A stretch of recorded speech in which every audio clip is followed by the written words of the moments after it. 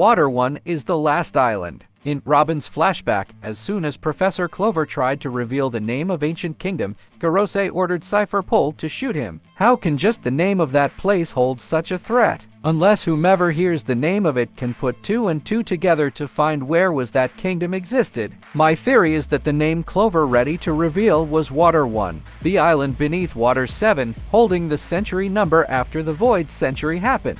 I also think the floating island iceberg creating will be named Water-8. The numbering system isn't that far-fetched, because in the same saga, we got introduced to few other things that follow same pattern, such as Cypher Paul, Luffy's gears, and Frankie's battleships. They all have similar numbering system.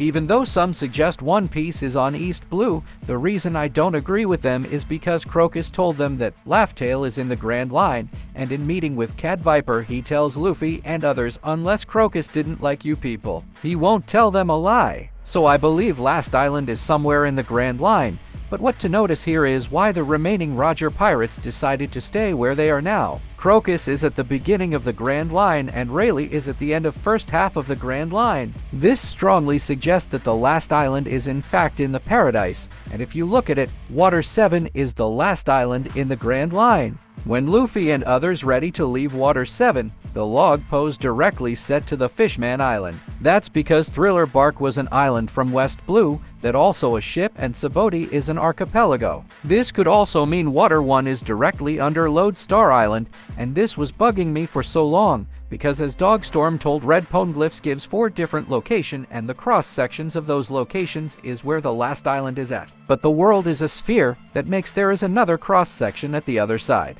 If by any chance Water-7 or Water-1 is directly under Lodestar, that may give an answer to strange behavior of Roger's log pose.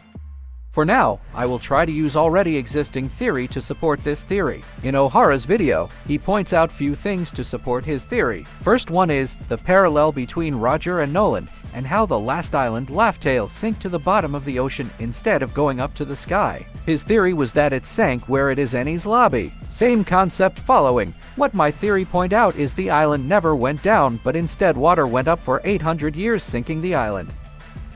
In One Piece, there are a lot of irony in context, such as how the tradition Sakazuki made Luffy and Ace brothers, and how Admiral Sakazuki was the one to take his brother away, or how the Surgeon of Death holds the power to immortality surgery. One thing O'Hara pointed out, which I find very poetic, is that Mary already brought the crew to the last island before passing away. But technically, Water-7 was the last island Mary brought the Straw Hat crew, and died while bringing them back to Water-7. Now, stepping away from his theory, we know politics are major theme in One Piece, but most of the island we encountered had a monarch system. They were kingdoms, but Water-7 is a city that runs under a mayor. If Iceberg was chosen by an election, that would make Water-7 is the only known island that has democracy in One Piece world. In democracy, citizens are the ones who hold the power to choose who gets the position to make changes to world they live in. That concept can hold a direct threat to the world government, which has a corrupted system that always governed by those who are at the top.